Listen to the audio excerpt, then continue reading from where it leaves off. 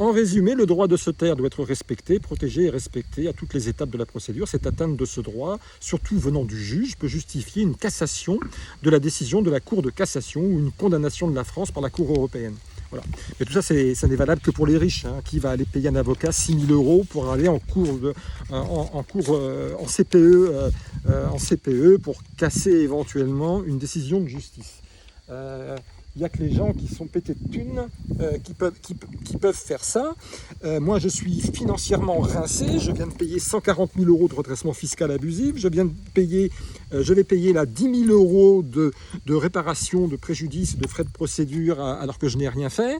Je suis rincé, donc je ne vais pas encore claquer 10 000 balles pour entretenir du PIB pour une éventuelle décision de justice. Et la pire des choses qui puissent m'arriver, c'est que la CPE me donne raison, parce qu'elle va me donner raison et elle validera donc le fait que la justice globalement fonctionne, puisque in fine la CPE a reconnu mes droits éventuellement si on me donne raison. Donc je vais travailler, investir pour blanchir d'une certaine manière symboliquement la justice. Non, je ne veux pas la blanchir, je ne me défendrai pas, je la laisse se dérouler telle qu'elle se déroule. Je n'ai pas à contribuer par mes efforts, mes arguments et mon argent à aller plus en avant en procédure pour réhabiliter la justice. Moi, la voir se comporter comme elle se comporte, pour moi, c'est du pain béni. Et j'ai pas besoin d'insulter qui que ce soit. Pour moi, elle s'auto-qualifie elle-même. Et je n'ai même pas besoin d'une réparation financière numéraire. Mon préjudice moral, moi, il se chiffre pas en monnaie. Réfléchissez quand vous allez aux tribunaux ou même que vous soutenez la justice en disant c'est normal, je suis victime, j'ai le droit à une réparation. Non, c'est pas normal. Ça veut dire que votre souffrance morale a un prix. Et là, vous êtes dans l'ordre marchand. Même votre souffrance en tant qu'être humain, vous lui donnez un prix. Mais il n'y a rien de plus abject. La souffrance morale, elle n'a pas de prix. Et quand vous laissez celui qui vous a fait du mal ne pas réparer sa faute, il garde éternellement la dette envers vous. Vous comprenez? Alors que s'il vous paye un petit billet pour réparer, il n'a plus de dette envers vous. C'est comme si vous n'avez rien fait. Une dette morale est irréparable, à moins de venir face à la victime, lui demander pardon et d'être dans la parole, dans la réconciliation, dans la paix et dans la compréhension de ce qui est advenu. Mais là, on est à un autre niveau, on n'est pas dans la justice de la République.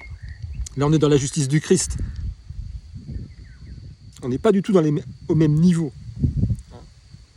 D'un côté, il y a la lumière, la bienveillance et l'humanité, le vivant. Et puis de l'autre côté, il y a la mort, le thanatique. Ça n'a rien à voir. D'ailleurs, si la République a pris le pouvoir en tuant tant de Français, c'est bien la preuve que le bagage républicain est thanatique. La Révolution française, c'était une contre-révolution. Les Français se sont battus tant qu'ils ont pu contre l'avènement de la République. Et pas seulement en Vendée, partout en France. Lyon a résisté 8 semaines aux canonnières républicaines de la Convention. En Vendée, ils se sont levés en armée, pas parce que c'était les Vendéens qui étaient des cathos, des intégristes.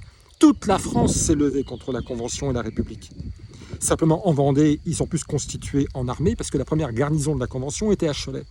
Donc Cholet jusqu'à l'Atlantique, il y a un grand territoire, on peut lever une armée. La République n'avait pas la possibilité de tuer dans l'œuf, je dirais, la constitution d'une armée organisée et forte.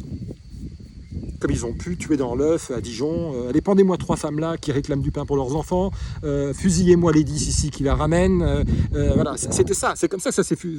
La Marseillaise, la République a libéré tous les rebuts de prison des prisons de Marseille. L'argent anglais les a payés.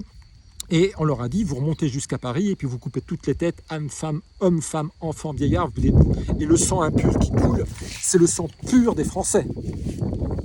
Le sang impur qui coule dans nos sillons, que vous chantez comme des crétins pendant les matchs de foot, c'est le sang français que vous affirmez aimer. Enfin, cultivez-vous, lisez des bouquins, réfléchissez.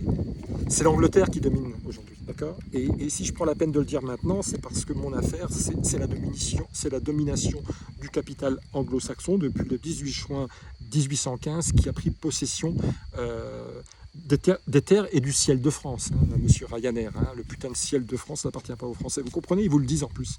Ils vous pissent sur la tête et ils vous le disent et vous refusez d'entendre. Vous refusez de voir. Vous couinez parce que le carburant est à 3 euros, mais vous ne voyez pas que c'est votre salut, le carburant à 3 euros. Moi, quand j'étais gamin, qu'il y avait la grève ou qu'il y avait quelque chose qui se passait qui justifiait que j'aille pas à l'école ou qu'on n'aille pas bosser, j'étais heureux.